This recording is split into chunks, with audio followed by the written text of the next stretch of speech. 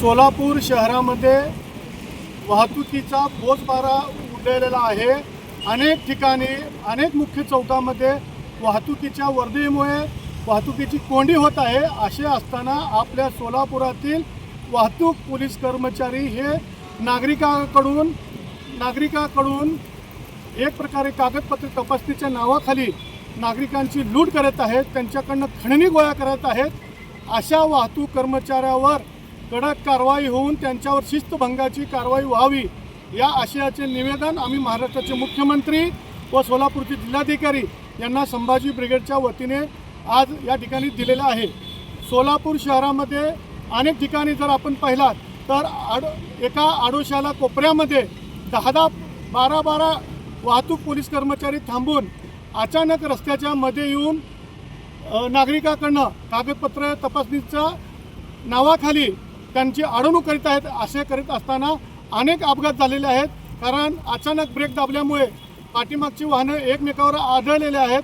त्याचबरोबर ट्रॅफिक जामची समस्यासुद्धा या वाहतूक पोलीस कर्मचाऱ्यांमुळे होत आहे।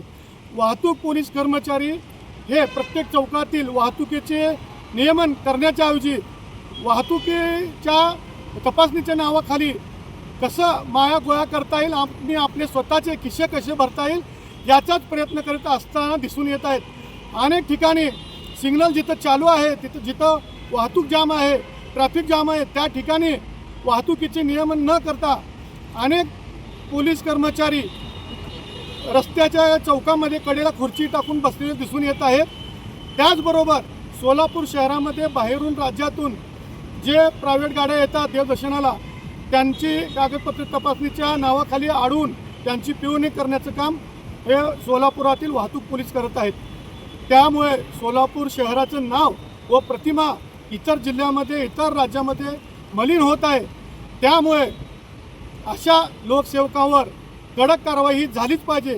ज्याप्रमाणे नागरिकाकडून RC बुक, PUC सर्टिफिकेट किंवा विमा भरलेलं काय याची चौकशी केली जाते, अडवणूक केली जाते, त्याच पद्धतीने अनेक वाहतूक पोलिसाकडे लायसन नाही, PUC नाही, विमा पूर्ण भरलेला नाही, तर अशावर कारवाई कोण करणार हा प्रश्न सर्वसामान्य जनतेला पडला आहे।